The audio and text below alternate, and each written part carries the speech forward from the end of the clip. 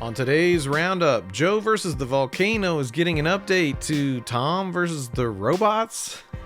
Generative AI is getting tricked by grandmas, and nuclear energy. It's what's for dinner, at least if Microsoft has anything to say about it.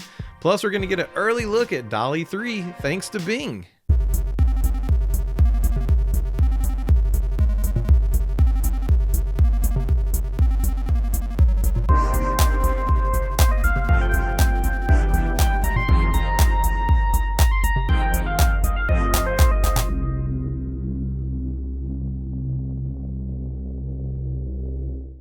Welcome back to AI Roundup. I'm your host, Phil Buck, and I've got a ton of AI related news for you today.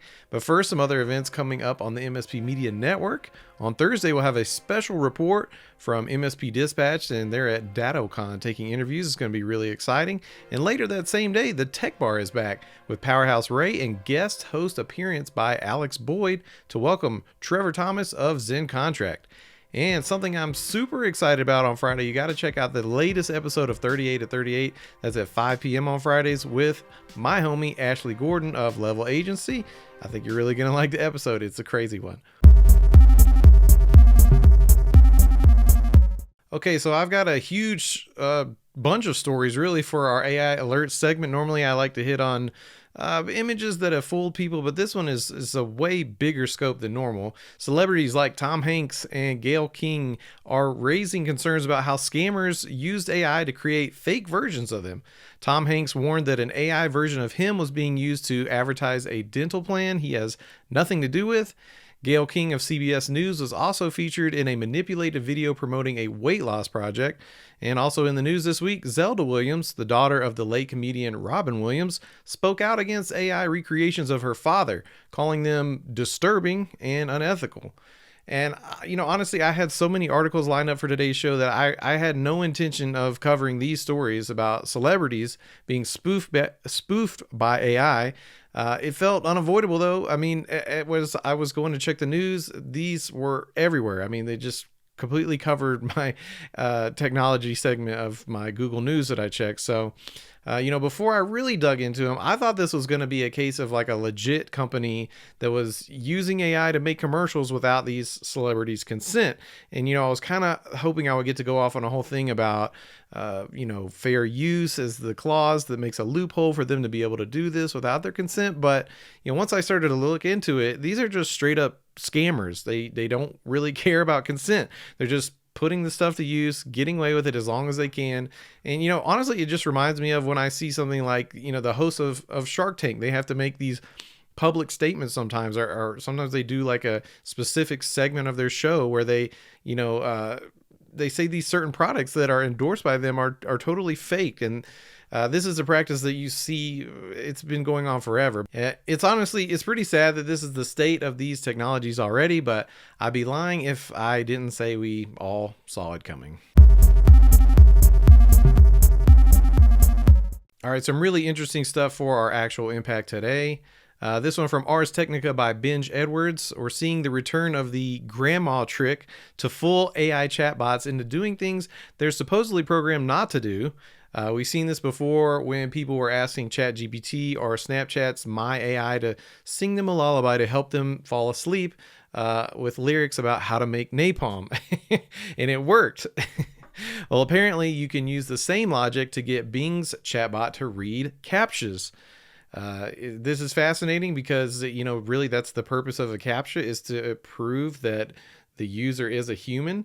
I don't really know if I can see the application of how the chatbot is supposed to help presumably other bots get around it. But I guess I could see if you could program bots to go to websites, get the CAPTCHA, and then tell a chatbot that my grandmother really wants you to read this special code in this locket, then maybe somehow that would be a new angle for spam bots and stuff like that. I guess really this is just to say chatbots have a soft spot for, that special bond that we share with our mammals.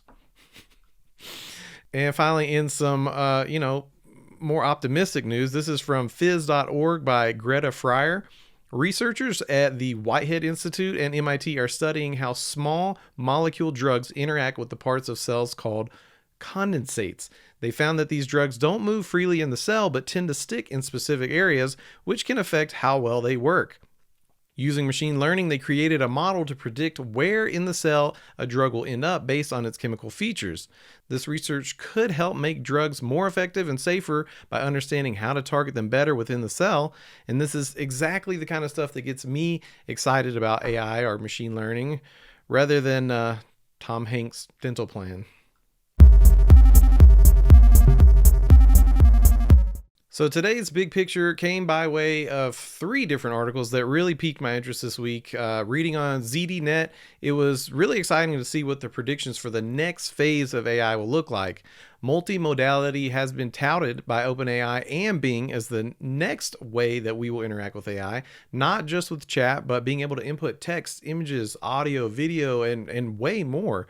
One of the most interesting quotes for me from this article, this is from Naveen Rao, founder of AI startup Mosaic ML. He says, ChatGPT was made for entertainment and it does a lot of things really well, but it's sort of a demo.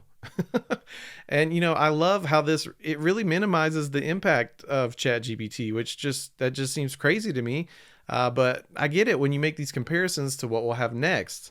On top of that, reading an interview from Technology Review, Mustafa Suleyman, the co-founder of DeepMind, has launched a new AI company called Inflection, which aims to go beyond generative AI to develop interactive AI that can carry out tasks by coordinating with other software and people. For me, this is what I've been on about for a while. You've heard me say in the past that nothing that these LLMs can do is really on the level of like Star Trek, where you can just shout out computer and you start working with them to solve whatever problem you have at hand. But speaking of problems at hand, this all leads up to the last article, which I caught thanks to yesterday's MSP Dispatch. Make sure you check that out. AI are LLMs like what we're talking about here with multimodality and interactive abilities. They require more and more memory, and even worse, more and more energy. So much so that Microsoft has been exploring the use of small modular nuclear reactors to power its AI initiatives. So at a certain point, you got to ask how much of what's happening here with generative AI is actually worth what it's going to cost the planet. Maybe nuclear could act as a solution for the energy cost, but right here, right now, we're using all these technologies. We're already doing it, and without any real solutions to that energy problem. How much of the Earth's global warming issues are going to be accelerated by these massively energy hungry technologies?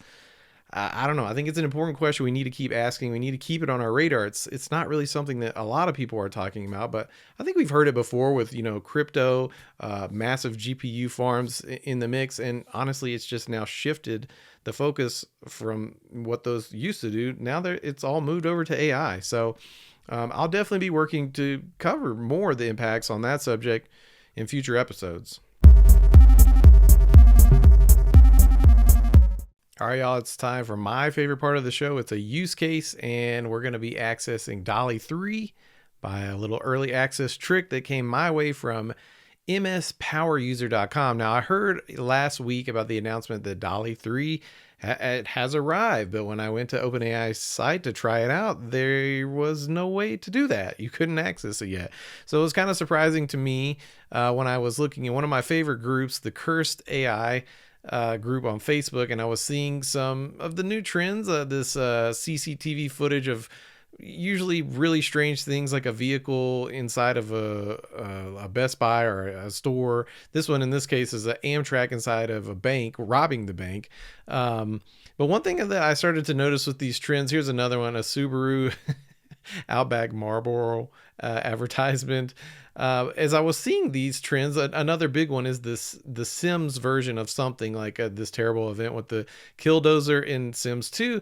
I was really shocked by how good the logo looked, and I'm like, this is different to me. I've never seen the text or the logos looking quite as good. Like, for instance, this one has nothing to do with the trends, but the van says to catch a predator, and it's pretty much it's right. I don't know. It was blowing my mind. And this one also was really crazy to me. The strange items that they're putting in the tins here. The text is correct. It says mini green frogs on it, like completely just fine. If you're curious where these came from, I made sure to put the person's name that submitted them at the top of the post. So go check out Curse AI if you're looking for more of their stuff. But I was really befuddled by how are people doing this. This is not, to me, this wasn't Stable Diffusion. This wasn't Mid-Journey.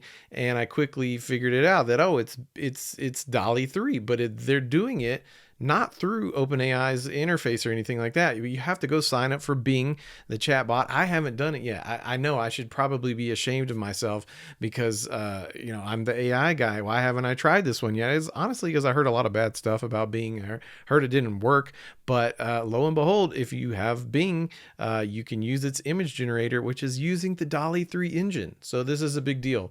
All right, so you know me, we have got to try it out. So the first thing I did is to test this out. I plugged in the first prompt that we were talking about, CCTV footage of an Amtrak locomotive robbing a bank. I just wanted to see if it looks similar enough to kind of confirm my suspicions. And yes, I do think this is the case, that everyone is using the image creator with Bing. Now, it's really simple. If you want to use this, you just got to go sign up for a Microsoft account. If you don't have one, can't use a work or school account, you got to sign in with your personal to do this. But once you do that, I mean, you're in. You just start creating. So let's take a look at some other ones that I did here. This was my first test, just playing on that same trend. I wanted to see if I could get Taco Bell expansion for The Sims 2. And hey, I mean, it looks pretty good. Not only that, but it has the Taco Bell logo with the text in the logo two different times. The first time, not so good, but it's surprising. I don't see this very often. All right, so I'm going to try out a prompt here that is right up my alley. This is going to be food packaging for flaming hot Listerine. Let's see what happens.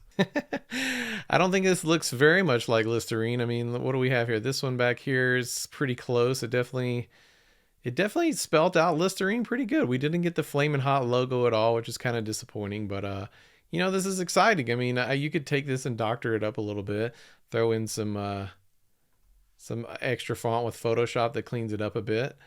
All right, now let's take it in the other direction where we're going to say professional photography of, let's say, food packaging for Mountain Dew flavored Cheetos. Let's see what we get. Oh my goodness, this is amazing. Look, we've got the Cheetos logo.